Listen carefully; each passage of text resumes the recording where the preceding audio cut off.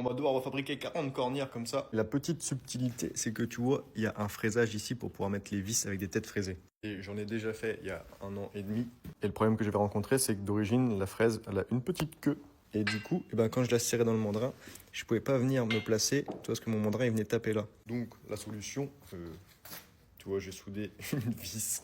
C'était une vis BTR, donc j'ai mis ma queue de fraise dans la tête de vis BTR. Je l'ai soudée et après, je l'ai redressée autour.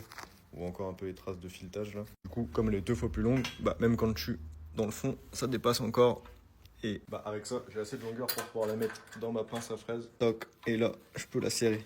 Donc j'ai mes 40 cornières qui sont là, coupées, percées, et je vais devoir tous la reprendre et faire le fraisage par l'autre côté. Et ensuite, il y en a 20 sur les 40 où je devrais souder les petits fers plats. Ils viendront comme ça, tu vois, dans la cornière, du coup, la bonne place. Et je fais un petit cordon de chaque côté. Et on sera de pick-up. Donc là, pas trop compliqué, le seul réglage qu'il va y avoir à faire, ça va être la profondeur de fraisage. Et tu vois, j'ai des vis ici pour limiter ma descente. Comme ça va me permettre de faire tous les mêmes fraisages avec la même profondeur sans me prendre le chou. Paf, on amène le bébé en dessous. Là, je t'avoue, je ne bloque pas dans les taux parce que j'ai un grand bras de levier, donc jamais, ça va jamais m'emmener la pièce avec la personne.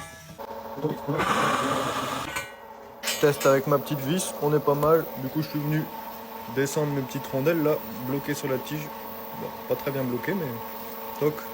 Et comme ça, la prochaine fois, toi, je pourrais pas aller plus bas.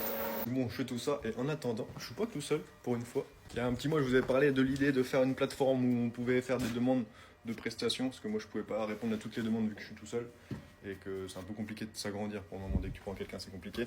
Du coup, je m'étais dit, est-ce qu'il y a peut-être d'autres artisans comme moi qui veulent s'inscrire sur une plateforme et des personnes de la communauté qui veulent aller soutenir les petits artisans ou les autres entreprises qui proposent des services d'usinage, de découpe laser, pliage, soudure, fabrication de portails, etc. Si tu sais pas où demander, tu pourrais demander sur cette plateforme-là. Là, on a le boss Cyprien, informaticien, qui est au téléphone. Mais ça, c'est en cours. Il finit les petites modifs, il finit les petits paramétrages, et on fera une autre vidéo, je pense, cet après-midi peut-être, où on met ça en route. Et évidemment, dans le bon sens de la générosité, tu peux t'en servir gratos. Il n'y a pas de commission sur le prix de vente ou je sais pas quoi. Tu viens, tu déposes ta demande, c'est gratuit pour le particulier.